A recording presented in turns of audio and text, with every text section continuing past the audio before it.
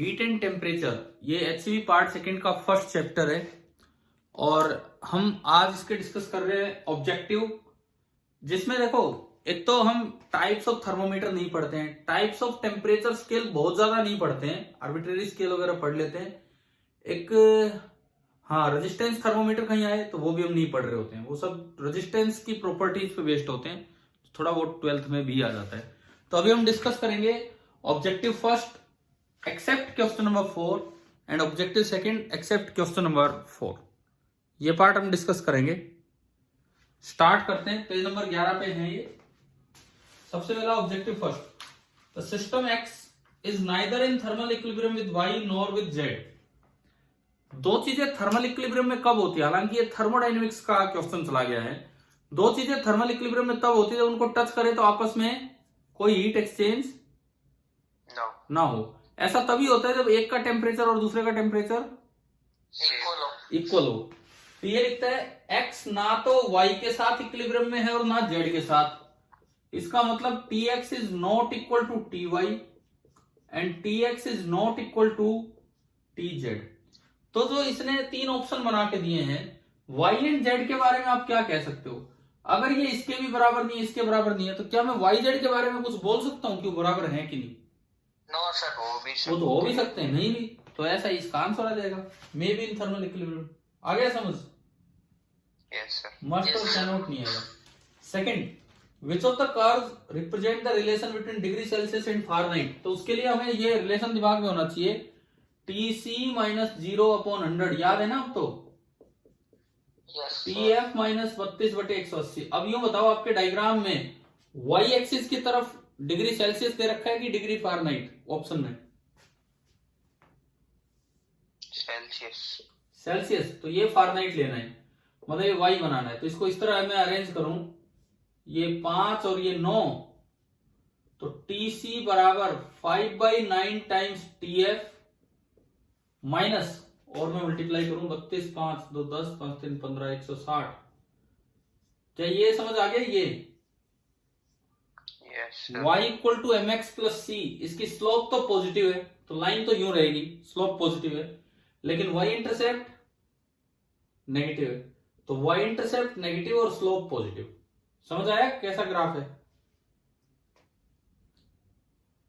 अब उसमें भाई देख लो कौन सा ऑप्शन है और अपना मैच कर लेना आंसर। बताइए, क्लियर हो गया क्या ये? Yes sir. ठीक है।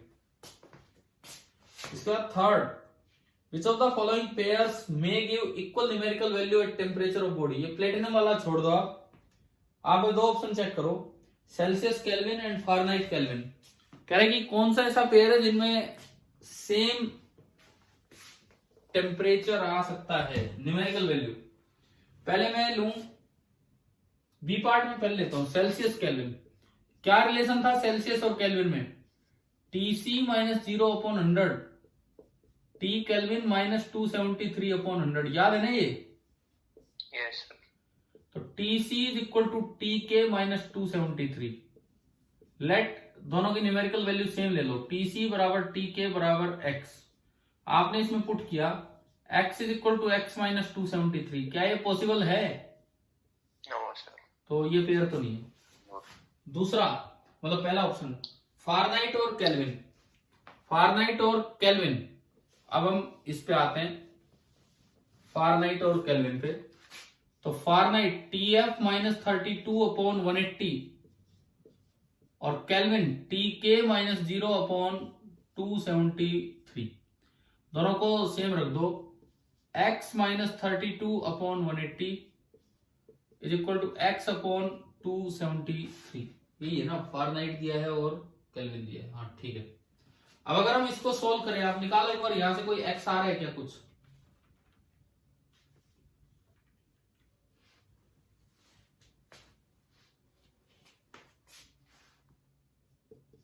क्रॉस मल्टीप्लाई किया, 273x minus 273 into 32 is equal to 180 into X. ये आके घटेगा 20 और 73, 93x is equal to 273 into 32। तो बताओ x की कोई न्यूमेरिकल वैल्यू आ गई कि नहीं? Yes sir. ठीक है, तो ये हो सकता है। समझ आ गया क्या था ये? Yes, sir. Yes, sir. मान लो जैसे यूं आ जाता फारेनहाइट एंड सेल्सियस, है नहीं इसमें ऐसा ऑप्शन, तो बताओ फारेनहाइट एंड सेल्सियस। आप चाहे तो इसमें डी ऑप्शन नहीं है, चाहो तो एक डी ऑप्शन और लिख लो, फारेनहाइट एंड सेल्सियस लिख लो, इसमें जगह भी है। मल्टी करेक्ट होगा तो हो जाएगा, हम अपने आप बना रहे हैं सवाल। फारेनहाइट एंड सेल्सियस, तो फारेनहाइट एंड सेल्सियस में कितना है, TF माइनस 32/180, TC माइनस 0/100। दोनों को सेम माना, x माइनस 32/9 बराबर x/5, 5x minus 160 9x minus 4x is 160। x कितना आ गया,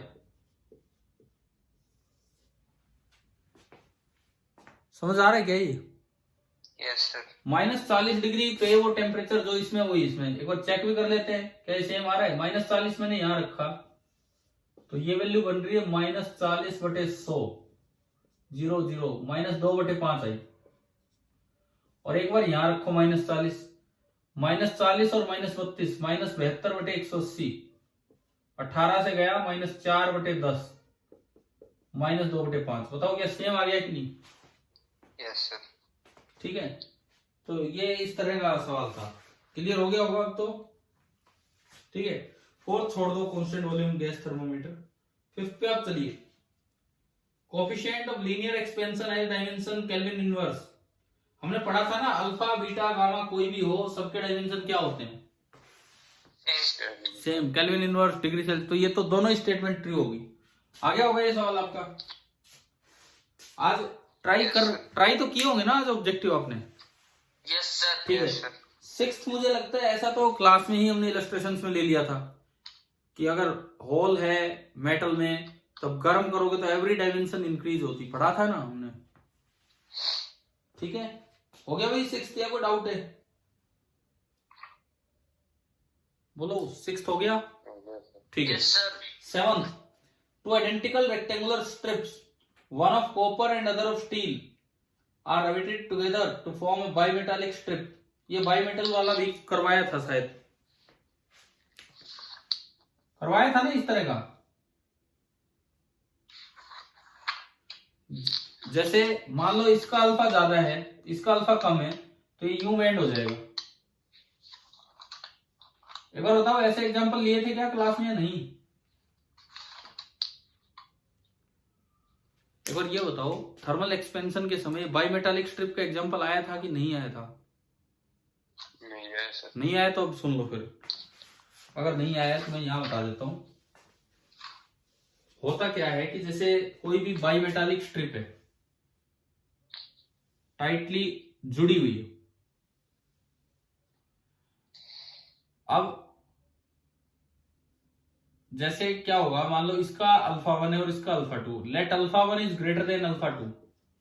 दोनों की लेंथ सेम है और दोनों टाइटली अटैच है, टाइटली अटैच है, यूं एक दूसरे पे स्लिप नहीं हो सकते हैं। आपने टेम्परेचर बढ़ा दिया डेल्टा टी, तो पहले में तो इंक्रीमेंट होगा delta L1, L alpha 1 delta T, और दूसरे में इंक्रीमेंट होगा delta L2, L alpha 2 delta T. ठीक है, अब अल्फा 1 ज्यादा है, अगर अल्फा 1 ज्यादा है तो मैं कह सकता हूं कि delta L1 is greater than delta L2। क्या ये बात आ गई समझ? Yes, sir. अब देखो, ये ऐसे तो है नहीं कि एक ज्यादा बढ़ जाए एक उतना ही रहे, एक ज्यादा बढ़ जाए एक उतना ही रहे, ऐसा कुछ है नहीं। एक ज्यादा बढ़ जाए एक उतना रहे, ऐसा कुछ भी नहीं है। तो इनको साथ साथ चलना पड़ेगा। अब साथ साथ चले तो ये मुड़ने लग जाएंगे। क्यों मुड़ने लग जाएंगे? बाईमेटालिक स्ट्रिप बोल देते हैं इन्हें, क्योंकि अगर ये यूं टर्न कर गए, अगर ये यूं टर्न कर गए तो इनके एंड्स भी उसी तरह जुड़े रह सकते हैं जैसे पहले थे। और अब लंबाई देखो, अंदर वाले की कम है और बाहर वाले की ज्यादा है। क्या समझ आ रहा है ना? थर्मोस्टेट डिवाइसेस होती हैं, थर्मोस्टेट्स वगैरह, कि टेम्परेचर बढ़ने पे कोई चीज अपने आप ट्रिप कर जाए, टेम्परेचर बढ़ने पे कोई चीज अपने आप ट्रिप कर जाए, उनमें बाईमेटालिक स्ट्रिप लगी होती है। जैसे टेम्परेचर बढ़ेगा बाहर वाला ज्यादा एक्सपेंड करेगा तो वो ना यूं बेंड हो जाता है, और वो अंदर किसी ट्रिपिंग एजेंट के टच कर जाते हैं और वो वहां से फ्यूज ऑफ हो जाता है। इस तरह से समझ आ रहा है क्या है?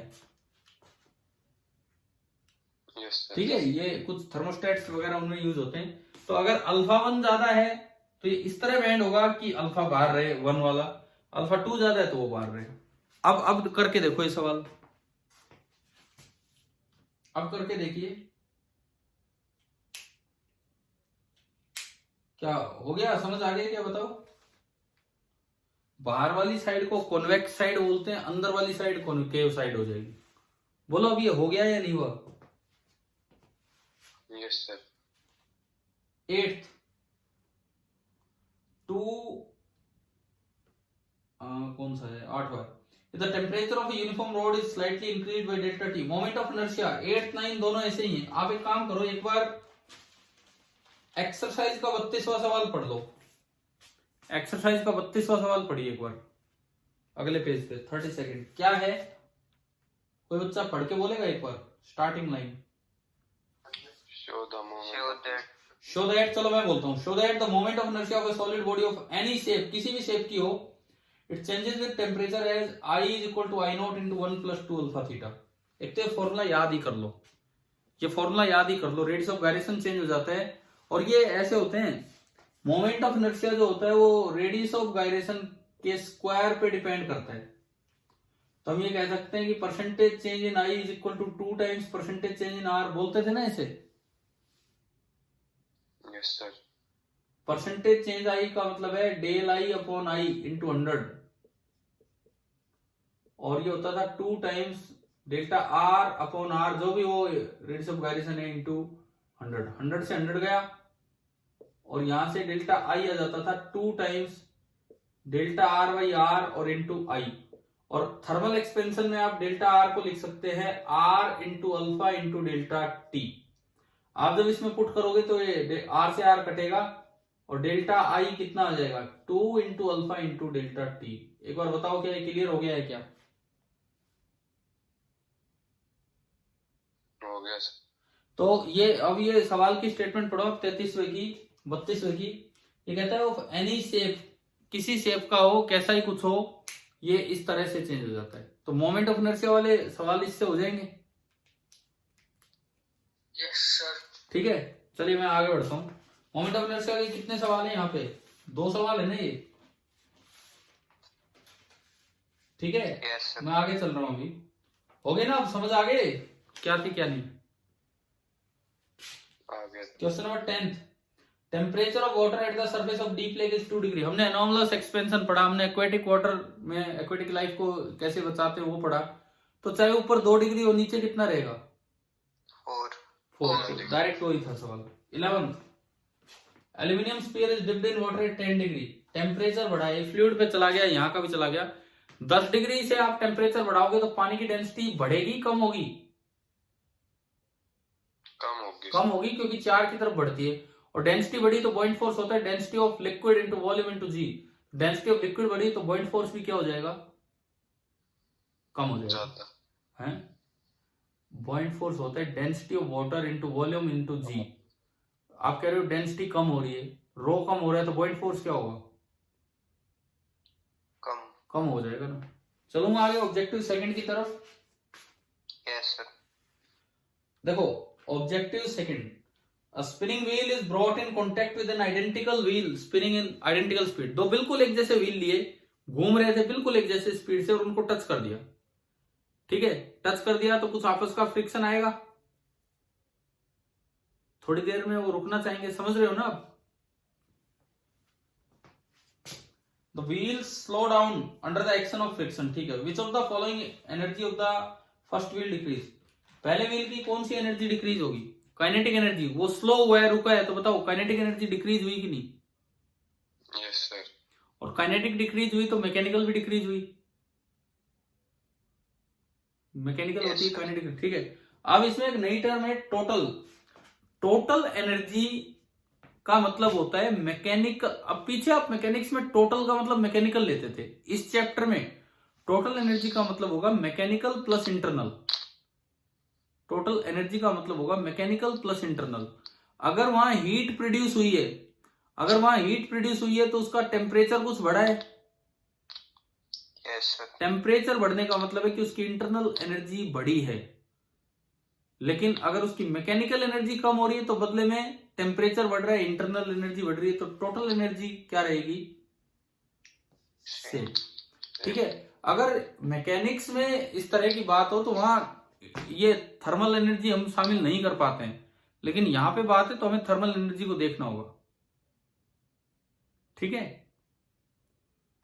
और क्योंकि एक ऑप्शन इंटरनल एनर्जी भी है तो इससे दिमाग में आ जाना चाहिए कि थर्मल एनर्जी शामिल करनी है। अब बताओ, अब आप ध्यान से देखो, हो सकता है आपके लिए सवाल कंफ्यूजिंग था, लेकिन अब देखिए क्या अब आपका सही आंसर बन रहा है कि नहीं। Yes. ठीक है। सेकंड, दूसरा सवाल, spinning wheel A is brought in contact with another wheel B at rest. एक व्हील घूम रहा था, दूसरा रेस्ट पे था, तो जैसे ही इसके संपर्क में आएगा ये दूसरे को घुमा देगा कि नहीं? Yes, sir. Due to friction. घुमाने का कारण भी होता है ड्यू टू फ्रिक्शन। क्या पूछा है, तो क्या क्या पूछ रहा है ये कि बी की कौन सी एनर्जी बढ़ी। देखो, बी घूमने लगा तो उसकी कौन सी एनर्जी बढ़ गई? काइनेटिक। काइनेटिक बढ़ी तो मैकेनिकल बढ़ी। समझ आया? क्योंकि पोटेंशियल में तो कोई फर्क हो ही नहीं रहा है। क्लियर है? अब देखो, फ्रिक्शन है तो हीट प्रोड्यूस हुई होगी, हीट प्रोड्यूस होगी तो उसका टेम्परेचर बढ़ेगा, यानी कि और कौन सी एनर्जी बढ़ी? Internal. इंटरनल। और काइनेटिक भी बढ़ गई, इंटरनल भी बढ़ गई, तो टोटल एनर्जी तो बढ़ेगी। तो अब इसमें देखो आप अपने आंसर बना पा रहे हो कि नहीं। Yes, sir. ठीक है। Third, a body A is placed on a railway platform and identical body B in moving train। आज शायद हमने आज ही क्लास में ऐसी बात की थी कि कंटेनर में वो भर दो, रख दो, तो क्या उससे उसमें इजाफा होता है इंटरनल एनर्जी में कि नहीं? No, sir. एक्चुअली ये सवाल ना आज वाली क्लास पे बेस्ट चला गया, मुझे नहीं पता था यहाँ पे ऐसे ऑब्जेक्टिव है इस चैप्टर में, क्योंकि मैं तो सोच रहा था थर्मो में मिलेंगे, लेकिन ये इस चैप्टर में है कि आज जो मैं क्लास ली उसमें ये क्वेश्चन डिस्कस हुआ था। ये पार्ट इंटरनल एनर्जी का मतलब होता है केवल और केवल काइनेटिक एनर्जी, वो भी with respect to container. Container का मोशन उसमें शामिल नहीं होता। अब देखो, हो गया तो तीसरा सवाल। Yes, sir. Yes, sir. मतलब बॉडी ए रखी है प्लेटफॉर्म पे, बी ट्रेन में, काइनेटिक एनर्जी बी की ज्यादा है, डेफिनेटली है। ठीक है। क्या इंटरनल एनर्जी बी की ज्यादा है?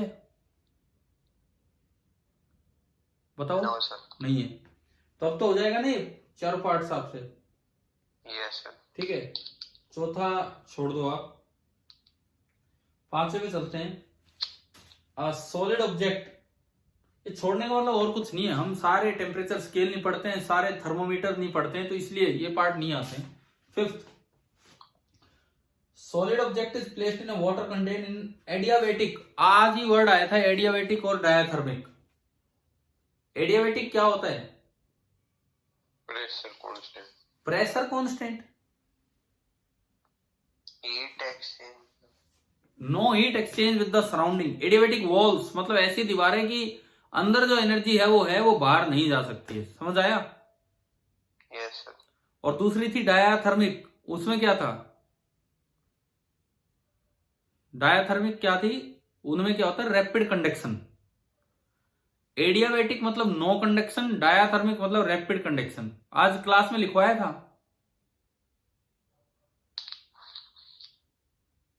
Yes, sir. और आज ही एक वर्ड आया था, ये हो सकता है वो रैपिड ना बोला हुआ, कोई बात नहीं, आप कर लेना ऐड, ध्यान नहीं मैंने क्या लिखवाया था। एडियाबेटिक मतलब नो कंडक्शन, डायाथर्मिक मतलब रैपिड कंडक्शन, ये मतलब होता है। तो चलो, एडियाबेटिक वॉल है, उसके अंदर एक सॉलिड ऑब्जेक्ट को पानी में रखा, temperature of water falls during the period. इस दौरान यूं पाया गया कि पानी का टेम्परेचर कम हुआ है, तो क्या हीट बाहर गई है?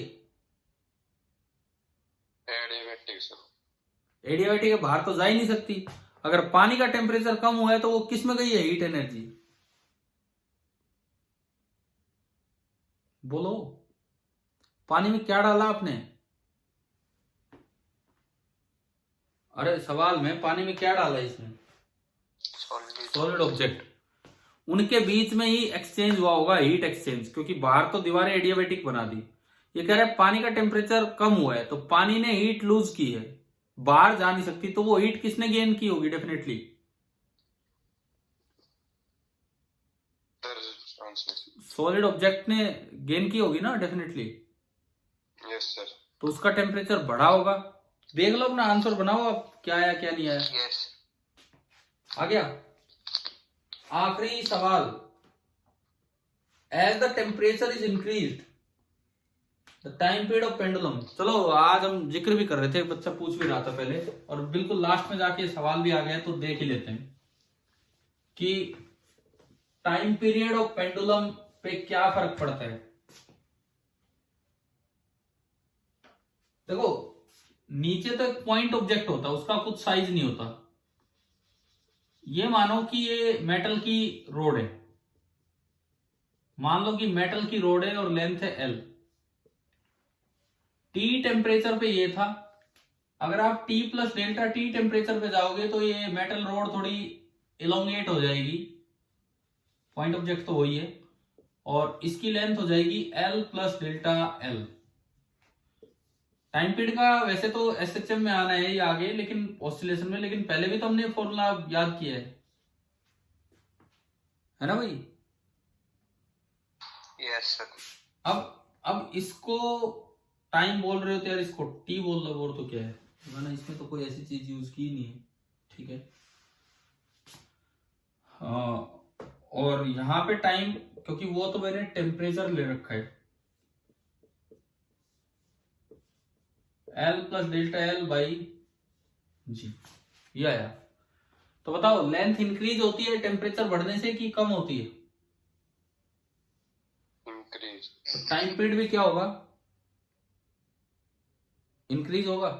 आ गया, यहां तक आया समझ। अब ऐसे दो ऑप्शन है इसमें, एक तो इंक्रीज लिखा है खाली, एक में लिखा है प्रोपोर्शनल टू टेम्परेचर।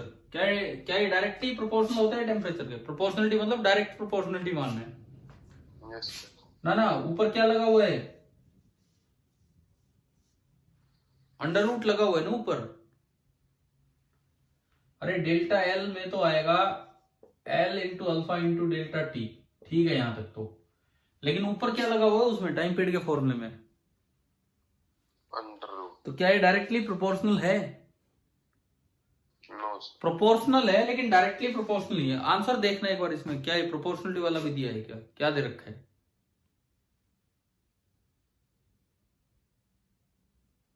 नहीं दिया sir. नहीं दिया, इसका मतलब ये प्रोपोर्शनलिटी का मतलब डायरेक्ट प्रोपोर्शनलिटी मानता है, क्योंकि अंडर रूट है इसलिए ऐसा नहीं है। तो बताओ ये आ गया समझ। Yes, sir. अब अगर पूछे टाइम पीरियड में चेंज कितना होता है, तो देखो ये ऐसे देखते हैं, T डिपेंड कर रहा है L की पावर हाफ पे। तो फॉर स्मॉल चेंजेस, ये स्मॉल ही चेंज होते हैं लेंथ में, percentage change in L is equal to half times percentage change in time period, इतना हो जाएगा। Yes, sir. तो परसेंटेज चेंज अगर कहीं जरूरत पड़े तो ये आपका हो जाएगा half times percentage change in length, जो कि होगा delta L by L into 100। तो अगर मैं इसको आगे बढ़ाऊं, हाफ इंटू डेल्टा L होता है L into alpha into delta T by L into 100, और लेंथ से लेंथ गई, तो percentage change in time period आ रहा है हाफ अल्फा डेल्टा T और इंटू 100। कभी कहीं जरूरत पड़ जाए तो ऐसे देखा जाता है। समझ आ गया कि नहीं आया? आ गया sir. ठीक है। और इस पे अगर कुछ देखना हो, कुछ ट्राई करना हो, तो मैं बताऊं आपको, अंदर एग्जाम्पल नंबर 10 और 11 इसी पे है, पेज नंबर 9 पे एग्जाम्पल नंबर 10 और 11 इसी चीज के ऊपर है, टाइम पीरियड ऑफ पेंडुलम के ऊपर। बाकी हम ये चीजें आगे करेंगे कवर वहां जब हम SHM में चलेंगे तब। तो भाई अब तो बताओ, ठीक सी तैयारी है कल के टेस्ट के लिए? Yes, sir. ठीक है, और भी पढ़ो आराम से, अच्छे से पढ़ो, और कल ढंग से टेस्ट देना। मैं कुछ सब कुछ सुबह आपका पेपर बनाऊंगा, ठीक है। ठीक है, गुड नाइट।